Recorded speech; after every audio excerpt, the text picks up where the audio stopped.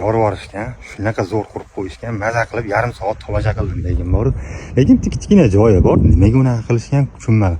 Qurilishkor rostlam.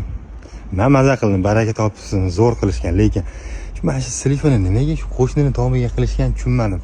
Anta 8 sotuvli yer reklama qilgani keldim, ko'rib qoldim-da. Ajoyib dedi. Xo'p, Sergeli tumani, Yuqori Darxon mahallasi. Xo'p, mana shu 20 ga 40 yerimizni sotilyapti. Orqasida ko'cha ochish ham imkoniyati bor yer ekan. Mana bu yoqdan ko'chalari juda ham katta qoldirilgan. Bu yerda bu yoq tarafdan, bitta ikki to'y naridan katta yo'l o'tadigan kelajakda. Bu joyda qoladigan yer. Hovlisining ichkaridan ko'rinishi 6 ta 7 ta xonasi bor.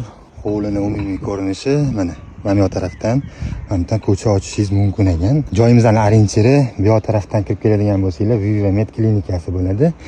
Mana asosiy ko'cha Jasurbekdan kirib keladigan. Mana kottejlarni ko'rgan bo'lsanglar kerak ko'pchilik. Shu tepada turib gapirdim, ozgina turishga qiynalganim uchun chal gaplarim o'ldi-jo'ldi bo'lib qoldi. Mana shu yerimiz ham sotilar ekan, uyning orqasi. Shu yerdan ko'cha ochib olsanglar ham bo'ladi yoki bu yoqqa yana uy qurib olsangiz ham bo'ladi. Agar shu holatda bo'lsa, mana 20 ga 40, 20 ni 2 ga bo'lib 2 sotuvdan 4 ta uy qursangiz ham bo'ladi. Momoda bu yoq tarafga ham nimalar reja qilsangiz bo'ladi. Yerimizning sotigini 30 mingdan deyapti legalari. Kelishtirib so'rab ko'rasizlar, mahoratingizga bog'liq tushirib olish. Endi baribir biz ham o'zini uyini sotayotgan odamga maminchadan qo'ying deyishimiz qiyin. O'zingizlar oladigan odam kelib, o'rniga qo'l solib gaplashib ko'rsanglar, xudo xolasi kelishtirib berishadi. Pastda raqamlarni qoldirib ketamiz. Hammaga rahmat, salomat bo'linglar.